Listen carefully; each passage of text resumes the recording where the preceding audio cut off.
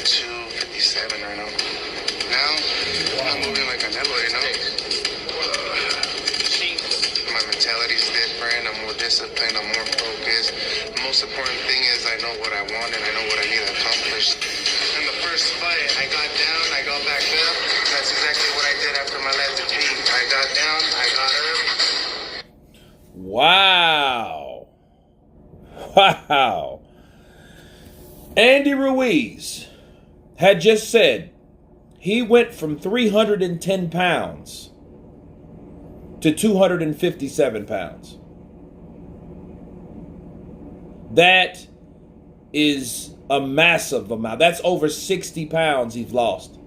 And I know he's lost amount. If you guys can tell, if you look at the side-by-side comparison, if you look at what he looks like on his front profile, on his side profile, he looks a lot slimmer.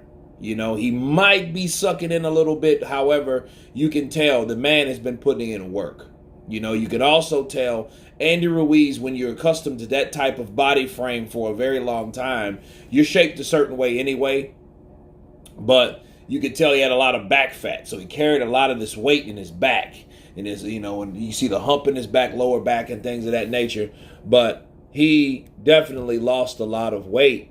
And also, it also tells us that he gained more weight after the loss with Anthony Joshua, because he came in at 283 and some change, right? So you went from 283 to 310. So you gained another 30 pounds or 20 pounds, right? Like 27 pounds. So yeah, basically you gained 30 pounds after the Joshua loss. Okay, and he had to take that back. He had to definitely work hard, train, and I'm proud of Andy because Andy was one of those individuals that he used that Corona time to his advantage. Even though he didn't fight anyone, and I was disappointed, and everyone knows I was, because I counterpunched it when I seen that he wasn't fighting, but at least he was training. He was preparing. He was actually progressing, okay, as a talent. Now, let's see what he can do against Chris Arreola. And, you know, shout outs to PBC for giving that footage or whatnot, because it was on his training camp with Andy Ruiz. And he was saying that the Chris Arreola camp, okay, so it was the Andy Ruiz versus Chris Arreola fight camp, episode 1. That's where the footage came from. But in this footage, it showed that he lost a massive amount of weight.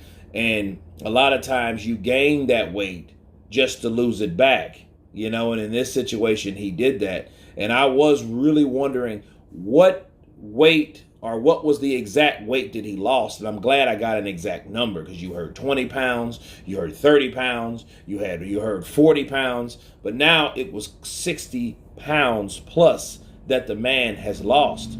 So it just shows you that the dedication that he's putting in, and you heard him say that he's moving a lot like Canelo Alvarez in there because he's lost that weight. And I definitely can tell, or I know he can tell the difference between the hand speed and really more than likely the hand speed, but the footwork, okay? Because if you're able to lose this weight, you're able to move a lot faster. And I know what that's it, because I know how that's like, because when you lose a certain amount of weight, let's say you go from 230 to 210, you're going to be lighter, okay? Let's say you lose 10 pounds.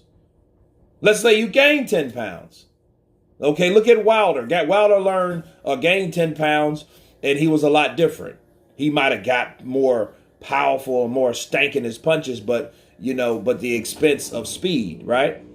But Andy Ruiz, I really look forward to his fight. This is a showcase fight to me. He's in with a tough guy that he's able to show off these skills, because this particular guy will come forward and we'll give it a brawl. So it'll be action packed as long as it lasts, but it will give Andy Ruiz that good showcase fight so he can, show off that upper body movement, that Canelo-like body movement, which he was already doing anyway, but he's implementing in with the Reynosos.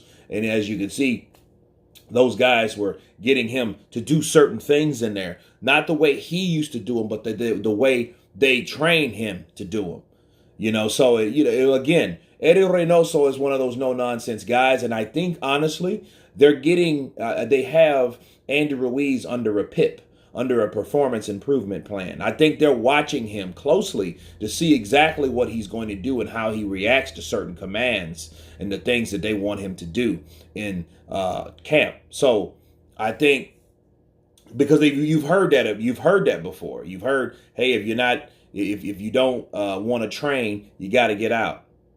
You know what I mean? I wonder if they done that to Andy already. Did Andy show any type of resistance or refusal to do the things that they wanted him to do? Because according to Abel Sanchez, going back on that, he was actually talking himself out of certain things. And I used to personal train, and I see how people try to talk themselves out of doing things that they just really don't want to do. So going in there knowing that you're dealing with a person that's not going to deal with your BS is awesome, because it doesn't give you that option to try to talk yourself out of it. In work, a lot of times people ask, like, they have this saying, hey, work smarter, not harder, right? Yeah, that's a certain saying, but in the gym that does not apply. Okay? You don't use that type of mentality in the gym. If you do, you won't last, because you're working to condition and prepare yourself for a later date. Not things that you do constantly over and over and over and over and over again that could result in injury, like a job site, right? So just putting that out there. And then a lot of people try to do this. Well, I don't want to do this. I can do that. And then really they're not even treating themselves. They're cheating themselves. So, I think Andy Ruiz was a part of that group once upon a time. But I think he's been expelled from that group, or he left that group when he went to Eddie Reynoso. But anyway, you guys tell me what you think of Andy Ruiz losing over 60 pounds, going from 310 pounds to 257 pounds. Of course, please subscribe. And you guys been Counterpunched. Peace.